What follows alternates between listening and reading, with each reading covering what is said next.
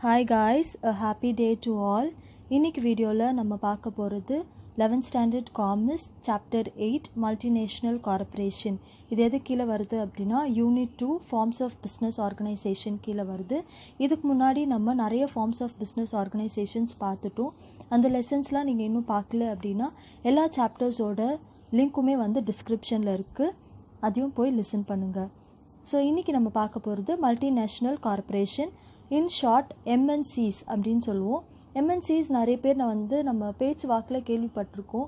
இது ஒரு multinational கார்ப்பரேஷனோட company அப்படின்னு சொல்லிட்டு.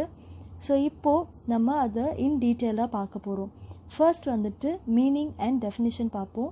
Meaning: a multinational company is one which is incorporated in one country called the home country. எந்த கண்ட்ரியில் அது உருவாக்கப்படுதோ அது ஹோம் கண்ட்ரி அப்படின்னு சொல்கிறோம். ஈஸியாக ஞாபகம் வச்சுக்கோங்க. நீங்கள் பிறக்கிறது ஒரு வீடு, அதுதானே உங்களோட ஹோம். நீங்கள் வேறு எங்கேயாச்சும் போனீங்க அப்படின்னா அது உங்களோட கெஸ்ட்டோட வீட்டுக்கு நீங்கள் போகிறீங்க அப்படின்னு அர்த்தம். ஸோ உருவாக்கப்பட்ட அந்த ஒரு இடம் தான் ஹோம் கண்ட்ரி. நீங்கள் ஈஸியாக ஞாபகம் வச்சுக்கலாம்.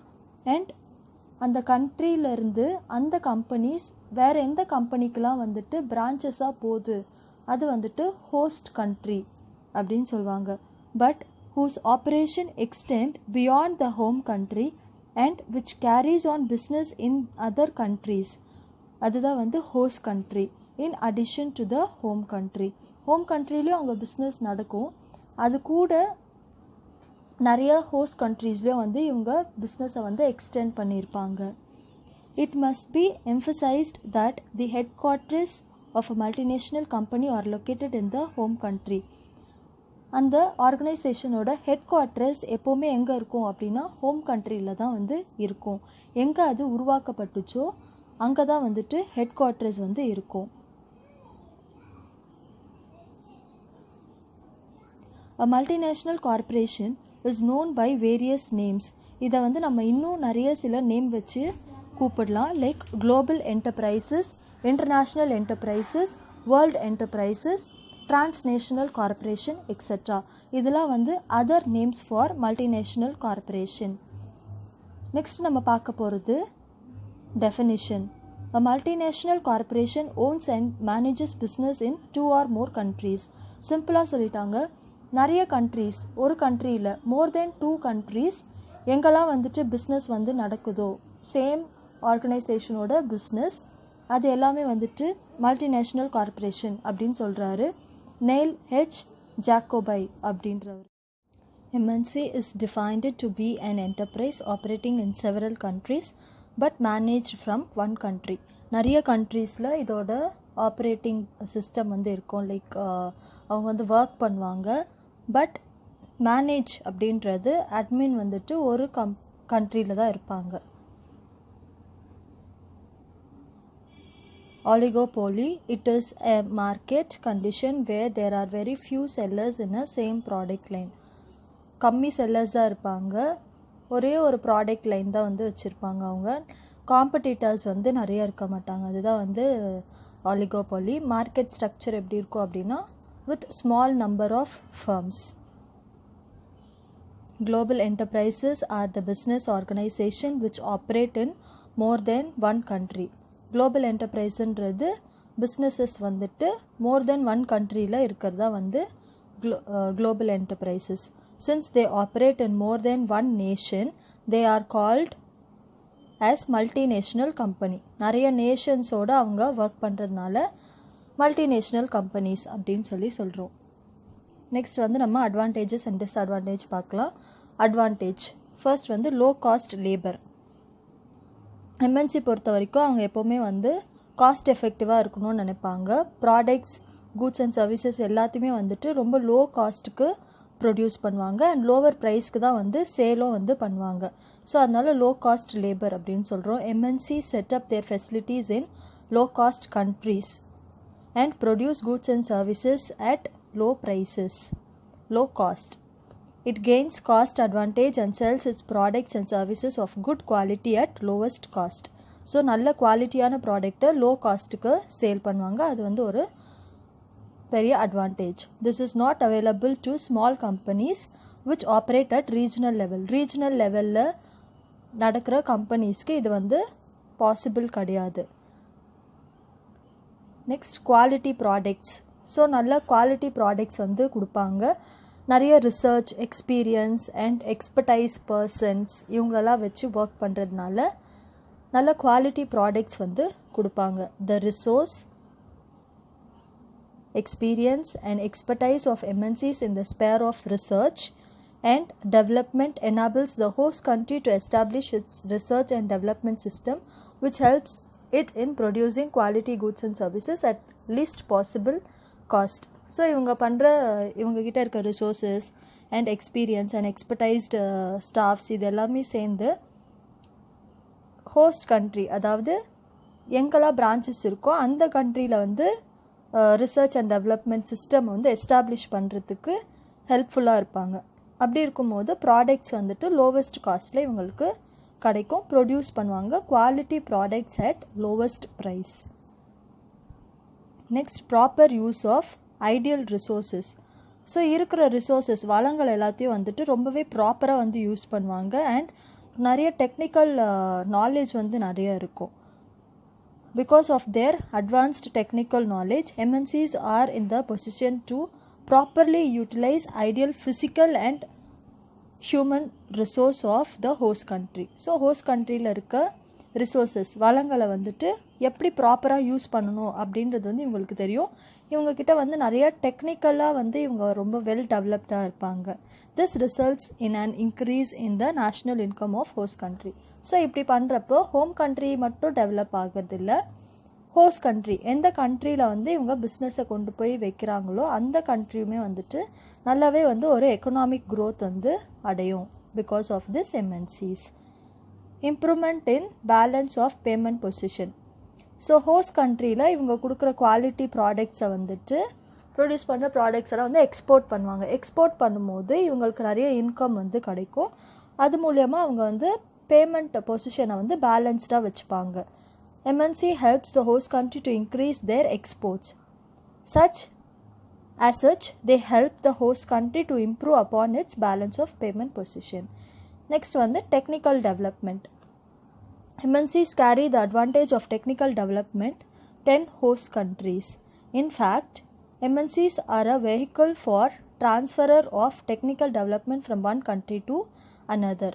ஸோ ஒரு டெக்னிக்கல் டெவலப்மெண்ட் வந்து 10 கண்ட்ரி வரைக்கும் இவங்களால் வந்து என்ன பண்ண முடியும் அப்படின்னா ட்ரான்ஸ்ஃபர் பண்ணி கொண்டு போக முடியும். அதுக்கு மெயின் டூலாக இருக்கிறது வந்து இந்த MNC தான். சரிங்களா? Because of MNCs poor host countries also begin to develop technically. ரொம்பவே வந்து அண்டர் டெவலப்டாக இருக்க கண்ட்ரிஸ் கூட ஒரு MNC அங்கே வந்துருச்சு அப்படின்னா அந்த கண்ட்ரி வந்து நல்ல ஒரு டெவலப்டு கண்ட்ரியாக வந்து மாறும். Next managerial development. Managerial development இந்த சென்ஸ் மேனேஜிங், அதாவது பிஸ்னஸை வந்து எப்படி மேனேஜ் பண்ணுறாங்க அதுக்கு தனியாக வந்து ஒரு ஸ்கில் இருக்கணும். இப்போ வந்து ஒரு HR இருக்காங்க அப்படின்னா அவங்க வந்து பிஸ்னஸில் எந்த மாதிரி டெசிஷன்ஸ் எடுக்க போகிறாங்க. Managerial skill fully depends on the administration. So அந்த அட்மினிஸ்ட்ரேஷன் நல்லா இருக்கணும் அப்படின்னா அந்த ஆர்கனைசேஷனில் இருக்கவங்க வந்து நல்ல எக்ஸ்பீரியன்ஸ்டு ஸ்டாஃபாக இருக்கணும், ஒரு நல்ல எக்ஸ்பர்டைஸ்டாக இருக்கணும். அந்த வகையில் இந்த MNCs வந்து நல்ல ஒரு மேனேஜரல் டெவலப்மெண்ட் வந்து கொடுப்பாங்க for host countries. MNC employ latest management techniques. People employed by MNCs do a lot of research in management. In a way, they help to personalize management along at least lines of management theory and practice. So இங்கே வந்து MNCs என்ன பண்ணுவாங்க அப்படின்னா நிறைய research வந்து நடத்துவாங்க and பீப்புளுக்கு வந்துட்டு நிறைய வந்து ட்ரைனிங் வந்து கொடுப்பாங்க. அப்படி கொடுக்கும்போது ஒரு பர்சனை வந்து ரொம்ப ஒரு ப்ரொஃபஷ்னலைஸ்டு மாற்றுறதுக்கான ஒரு திங் வந்து இவங்க சொல்லி தருவாங்க. தியரி அண்ட் ப்ராக்டிஸ் ரெண்டுமே வந்துட்டு சொல்லி கொடுப்பாங்க. தியரிட்டிக்கலாக எப்படி வந்துட்டு மேற்கொள்ளணும் அந்த ஆக்டிவிட்டீஸ் எல்லாத்தையும், அண்ட் ப்ராக்டிஸ் தான் வந்து ரொம்ப முக்கியம். தியரி சொல்லி கொடுத்தா மட்டும் பத்தாது, எப்படி ப்ராக்டிக்கலாக ஒர்க் பண்ணணும், அந்த சுச்சுவேஷனில் எப்படி வந்து அவங்க வந்து லாஜிக்கலாக யோசிக்கணும் அப்படின்றதையும் அவங்க ட்ரைனிங் கொடுப்பாங்க. This leads to managerial development in host country. So இந்த மாதிரி பண்ணுறதுனால மேனேஜரல் டெவலப்மெண்ட் ஹோஸ்ட் கண்ட்ரியில் நல்லாவே வந்து இருக்கும்.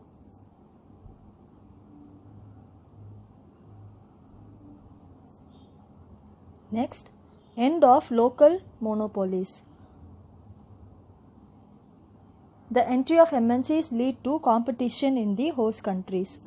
ஸோ எம்என்சி வந்ததுக்கப்புறம் ஹோஸ்ட் கண்ட்ரியில் இருக்க சின்ன சின்ன ஆர்கனைசேஷன்ஸ்லாம் வந்துட்டு இவங்க வந்து ஒரு காம்படிட்டராக இருக்கிறதுனால அவங்களுக்கு ஈக்குவலாக இருக்கணுன்றதுனால இவங்களை வந்து இம்ப்ரூவ் பண்ண ஆரம்பிச்சுப்பாங்க. யார் அப்படின்னா லோக்கல் மோனோபோலிஸ் வந்துட்டு இம்ப்ரூவ் பண்ண ஆரம்பிச்சிருவாங்க. So local monopolies of host countries either start improving their products or reduce their price. ஒன்று ப்ராடக்டோட குவாலிட்டியை நல்லா தருவாங்க, அப்படி இல்லை அப்படின்னா ப்ரைஸை வந்து குறைக்க ஆரம்பிச்சிருவாங்க. Thus MNCs put an end to exploitative trade practice of local monopolist. So இந்த மாதிரி பண்ணுறதுனால அங்கே வந்து சில எக்ஸ்ப்ளாய்டேஷன்ஸ் எல்லாம் வந்து தவிர்க்க முடியும். எங்கே அப்படின்னா லோக்கல் மோனோபாலிஸ்ட் மத்தியில். As a matter of fact, MNCs compel domestic companies to improve their efficiency and quality. So இது மூலமா என்ன நடக்குது அப்படின்னா கம்பல்சரியாக அவங்க வந்து என்ன பண்ணணும் அப்படின்னா ஒன்று ப்ராடக்டோட குவாலிட்டியை வந்து இம்ப்ரூவ் பண்ணணும், இல்லைனா ப்ரைஸ் வந்து கம்மி பண்ணணும் அப்படின்ற சுச்சுவேஷனில் அவங்க வந்து இருப்பாங்க. So which means it is giving a great competition to the local monopolist.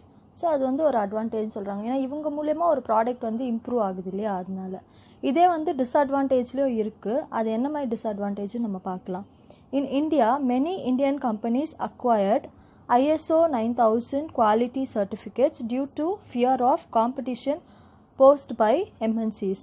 So இவங்க பண்ண ஒரு காம்படிஷன்னால் நிறைய பேர் இந்தியாவில் வந்துட்டு என்ன பண்ணாங்க அப்படின்னா ISO சர்டிஃபைடு வந்துட்டு வாங்க ஆரம்பித்தாங்க அவங்க கம்பெனிக்கு. Improvement in standard of living. So நிறைய ஃபாரின் கல்ச்சர்ஸ், நிறைய சூப்பர் குவாலிட்டி ப்ராடக்ட்ஸ் எல்லாம் வந்துட்டு இங்கே எஸ்டாப்ளிஷ் பண்ணுறதுனால ஸ்டாண்டர்ட் ஆஃப் லிவிங் வந்து improve பண்ணாங்க in host countries. By providing super quality products and services, MNCs helps to improve the standard of living of people of host country. Next, promotion of international brotherhood and culture. So எம்என்சின்னா என்ன, நிறைய கண்ட்ரியில் இருக்கிறத வந்துட்டு மாற்றி மாற்றி வந்து அவங்க கல்ச்சரை வந்து ட்ரான்ஸ்ஃபர் பண்ணிக்கிறது. ஸோ அப்படி இருக்கும்போது ஒரு பிரதர்ஹுட் ஃபீல் வந்து கொண்டு வரும். அண்ட் கல்ச்சரில் வந்துட்டு நிறையவே வந்துட்டு மாற்றங்கள் வந்து ஏற்படும். அதனால் இன்டர்நேஷ்னல் கல்ச்சர் வந்துட்டு நிறைய கண்ட்ரீஸில் வந்து நம்ம ஃபாலோ பண்ணுவோம். MNCs integrate economics of various nations with the world economy. Through their international dealings, MNCs promote international brotherhood and culture. இப்போ நம்ம வந்து இந்தியா அண்ட் USA வந்துட்டு ஒரு MNCயோட லிங்க் இருக்குது அப்படின்னா அவங்களோட ப்ராடக்ட்ஸ் கண்டிப்பாக இங்கே சேல் ஆகும். அது வந்து நல்ல குவாலிட்டியில் இருந்தால் மக்கள் வந்து ரொம்பவே விரும்பி வாங்குவாங்க. ஸோ அப்படி இருக்கும்போது அங்கே இருக்க கல்ச்சர் வந்து இங்கே ஃபாலோ பண்ணுவாங்க, அண்ட் இங்கே இருக்க கல்ச்சர் வந்து அங்கே யூஎஸில் வந்து ஃபாலோ பண்ணுவாங்க. அப்படி இருக்கும்போது நம்மளுக்குள்ளே வந்து ஒரு பெட்டர் அண்டர்ஸ்டாண்டிங் இருக்கும் கண்ட்ரீஸ்குள்ளே அப்படின்னு சொல்கிறாங்க. And it brings way for world peace and prosperity. World லெவலில் நம்ம வந்து சமாதானமாக செழிப்பாக இருக்கிறதுக்காக இது வந்து ரொம்பவே வந்து யூஸ்ஃபுல்லாக இருக்குது. நெக்ஸ்ட் வந்து டிஸ்அட்வான்டேஜ். ஸோ டிஸ்அட்வான்டேஜில் ஃபர்ஸ்ட் டிஸ்அட்வான்டேஜை வந்து danger for domestic industries. So நம்ம ஒரு அட்வான்டேஜாக இப்போ மேலே பார்த்தோம் இல்லையா, லோக்கல் மோனோபாலிஸ்ட் வந்து காம்படிஷனாக நினச்சி இம்ப்ரூவ் பண்ணுறாங்கன்ட்டு. அதே இந்த பாயிண்ட் ஆஃப் வியூலேருந்து பார்த்தோம் அப்படின்னா எம்என்சியோட வருகையினால், அது வந்ததுனால நிறைய டொமஸ்டிக் இண்டஸ்ட்ரீஸ் வந்து மூடிட்டாங்க.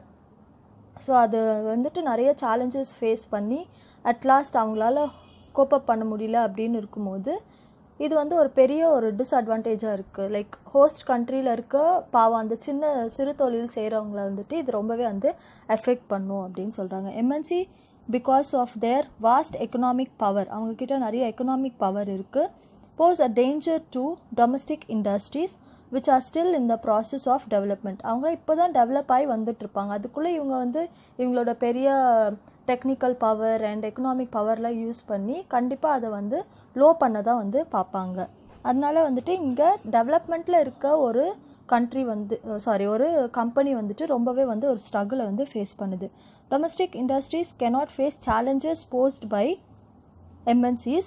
Many domestic industries have to wind upனா க்ளோஸ் பண்ணிட்டு போகிற நிலமையில் இருக்காங்க as the result of threat from MNC. So MNC கொடுக்குற ஒரு பயத்தினால வந்து க்ளோஸ் பண்ணுற ஒரு சுச்சுவேஷனுக்கு இவங்க தள்ளப்படுறாங்க. thus MNCs give a setback to the economic growth of host country. இது மூலயமா எக்கனாமிக் growth வந்து பாதிக்கப்படும். கண்டிப்பாக வந்து எக்கனாமிக்கலி வந்து வீக்கர் செஷனாக ஆவாங்க. யார் அப்படின்னா ஹோஸ்ட் கண்ட்ரீஸ். நெக்ஸ்ட் வந்து ட்ரான்ஸ்ஃபர் ஆஃப் அவுடேட்டட் டெக்னாலஜி. அவங்க கண்ட்ரியில் எதெல்லாம் வந்து அவுடேட்டடோ அதுதான் வந்து இங்கே ட்ரான்ஸ்ஃபர் பண்ணுவாங்க. ஸோ அப்படி இருக்கும்போது இது வந்து நோ பர்பஸாக தான் வந்து தெரியும். It serves no purpose. Where MNCs transfer outdated technology to host country, host nation, it serves no purpose. அது பண்ணுறதுனால எந்த ஒரு பிரோஜனமும் இல்லை. அதுதான் வந்து சிம்பிளாக சொல்லணும். No benefit to poor people. So இவங்க ப்ரொடியூஸ் பண்ணுற ப்ராடக்ட்ஸ் எல்லாமே வந்துட்டு ஃபார் ரிச்சர் பீப்புள். அப்படி இருக்கும்போது எம்என்சினால் புவர் பீப்புளுக்கு எந்த ஒரு பெனிஃபிட்டுமே வந்து கிடையாது. MNCs produce only those things which are used by rich. Therefore, poor people of host countries do not get generally any benefit out of MNCs. So MNC மூலயமா poor பீப்புளுக்கு எந்த ஒரு பெனிஃபிட்டும் வந்து கிடைக்கிறதில்ல. நெக்ஸ்ட் வந்துட்டு danger to independence. Initially MNCs helps the government of host country in number of ways and then gradually start interfering in the political affairs of the host country. First வந்து நல்ல ஒரு start up கொடுப்பாங்க, நல்ல வந்து developing கண்ட்ரியாக மாற்றுற அளவுக்கு வந்துட்டு first வந்து உள்ளே வரும்போது எல்லாமே நடக்கும். அண்ட் அட் லாஸ்ட் போக போக அவங்களோட செயல் எப்படி இருக்கும் அப்படின்னா ஹோஸ்ட் கண்ட்ரியோட இண்டிபெண்டன்ஸை வந்து டச் பண்ணுற மாதிரி இருக்கும். லைக் அவங்க வந்துட்டு அவங்களோட country rules and regulations follow பண்ண முடியாது, பொலிட்டிக்கல் அஃபேர்ஸில் வந்து இன்டர்ஃபியர் ஆவாங்க. இந்த மாதிரி நிறைய ப்ராப்ளம்ஸ் வந்து இருக்குது. ஸோ அது வந்து ஒரு major disadvantage. There is then an implicit danger to the independence of the host country in a long run. So இது வந்து ஸ்டார்டிங்கில் இப்படி இருந்தாலும் கடைசியில் நம்ம இன்னும் இண்டஸ்ட்ரியை வந்து லாங் ரன் பண்ணணும் அப்படின்னு நினைக்கும் போது இது வந்து ஒரு பெரிய டிஸ்அட்வான்டேஜாக இருக்கும், பெரிய ஒரு டேஞ்சர் கூட. என்னதான் இம்ப்ளிசிட்னா வந்துட்டு டைரெக்டாக வந்து எக்ஸ்ப்ரெஸ் பண்ணலனாலும் சஜஸ்ட் பண்ணுவாங்க, எப்படிலாம் வந்துட்டு இவங்கள இந்த ஹோஸ்ட் கண்ட்ரியை வந்துட்டு நம்ம டேக் ஓவர் பண்ண முடியும், நம்மளோட இன்ஃப்ளூயன்ஸ் நிறைய கொடுக்க முடியும் அப்படின்றத ஒரு சஜஷன் மாதிரி இவங்க பண்ணிகிட்டே இருப்பாங்க. அது வந்து danger to the independence of the host country. Next வந்து deprivation of job opportunity of local people. So local பீப்புளுக்கு வந்து இங்கே ஜாப் ஆப்பர்ச்சுனிட்டி வந்து அவ்வளோவா இருக்காது. டிப்ரிவேஷன் அப்படின்னா வந்துட்டு பேசிக் நெசசிட்டி இன் த சொசைட்டி. சரிங்களா? பேசிக் நெசசிட்டி என்ன? Job opportunity. அப்போ MNCs may not generate job opportunity to people of home country. So home கண்ட்ரியில் இருக்கவங்களுக்கு ஜாப் ஆப்பர்ச்சுனிட்டி வந்து கொடுக்க மாட்டாங்க. Misuse of mighty status. So ஒரு எக்கனாமிக் ஸ்டேட்டஸை வந்துட்டு மிஸ்யூஸ் பண்ணுறதுக்கான வாய்ப்பு நிறைய இருக்குது. MNCs are powerful economic entities. They can afford to bear losses for a long while. இவங்க வந்துட்டு ஹியூஜ் ப்ராஃபிட் பார்க்கறதுனால லாஸில் வந்து பெருசாக வந்து இவங்க கேர் பண்ணிக்க மாட்டாங்க. இவங்களால வந்து பேர் பண்ண முடியும் அந்த லாஸஸை. Once they have ended local competition and achieved monopoly. So local competitions எல்லாத்தையும் வந்துட்டு டெஸ்ட்ராய் பண்ணிவிட்டு இவங்க ஒரு மோனோபோலி அச்சீவ் பண்ணதுக்கப்புறம், நோ காம்படிஷனை தான் வந்து மோனோபோலின்னு சொல்லுவோம், சிங்கிள் செல்லரை. So selling a unique product அதை தான் வந்து நம்ம மோனோபோலின்னு சொல்லுவோம். அப்படி மோனோபோலி அச்சீவ் பண்ணதுக்கப்புறம் எப்போது லோக்கல் காம்படிஷன் எல்லாத்தையும் டெஸ்ட்ராய் பண்ணிவிட்டு மோனோபோலி அச்சீவ் பண்ணதுக்கப்புறம் மிஸ்யூஸ் நிறையவே பண்ணுவாங்க. This may be the dirty marketing strategy of MNCs to wipe off local competitors from the host country. So இது வந்து ஒரு தவறான ஒரு ஸ்ட்ராட்டஜி, சரிங்களா, யூஸ் பண்ணுறாங்க for destroying the local competitors from the host country. Host கண்ட்ரியில் இருக்க காம்படிட்டர்ஸை destroy பண்ணுறதுக்கு யூஸ் பண்ணுற ஒரு டாட்டி ஒரு மார்க்கெட்டிங் ஸ்ட்ராட்டஜி, ரொம்பவே தப்பான ஒரு மார்க்கெட்டிங் ஸ்ட்ராட்டஜி. அப்படி ஒரு 4 பேர் நம்ம அழிச்சிட்டு தான் நம்ம மேலே வரணும் அப்படின்னு இருந்தால் அந்த மாதிரி பிஸ்னஸ்லாம் வந்துட்டு நம்ம பண்ணவே கூடாது. Next, careless exploitation of natural resources. So இது வந்து ஒன்றும் நம்ம நாட்டோட வளங்கள் இல்லைல்ல. ரிசோர்ஸஸ்னால் என்ன? வளங்கள் நம்மளுக்கு கிடச்சிருக்க நேச்சுரல் கிஃப்ட்டு, இதெல்லாம் காட்ஸ் கிஃப்ட். அப்படி இருக்கும்போது இந்தியாவிலலாம் வந்துட்டு நிறைய நேச்சுரல் ரிசோர்ஸஸ் இருக்குது. அது எல்லாத்தையுமே வந்துட்டு இவங்க என்ன பண்ணுவாங்கன்னா கேர்லெஸ்ஸாக வந்து அப்படியே எக்ஸ்ப்ளாய்ட் பண்ணுவாங்க. எக்ஸ்ப்ளாய்ட்னா என்னது, கெடுக்கிறது சரிங்களா. அப்படியே நம்மளுக்கு என்ன அப்படின்னு சொல்லிட்டு ரொம்ப கேர்லெஸ்ஸாக எக்ஸ்ப்ளாய்ட் பண்ணிடுவாங்க natural resources. So MNCs tend to use the natural resources of the host countries carelessly. They cause rapid depletion of some of the non-renewable natural resources of the host country. So டிப்ளீஷன்னா வந்துட்டு reduction இன் quality எப்படி வேணால் சொல்லலாம். ஒரு இதை வந்து கம்மி பண்ணுறது. எந்த மாதிரி விஷயத்தை கம்மி பண்ணுவாங்க அப்படின்னா நான் ரெனியூபிள்னால் புதுசாக வந்து இது போயிடுச்சு அப்படின்னா வந்து திரும்பியும் ஒன்று கிடச்சிரும்.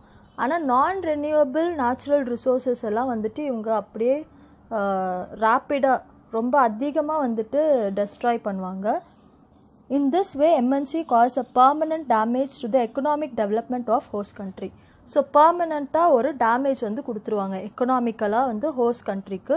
அது வந்து ரொம்பவே பெரிய ஒரு டிஸ்அட்வான்டேஜ் எம்என்சிஸ் இருக்கிறதுனால.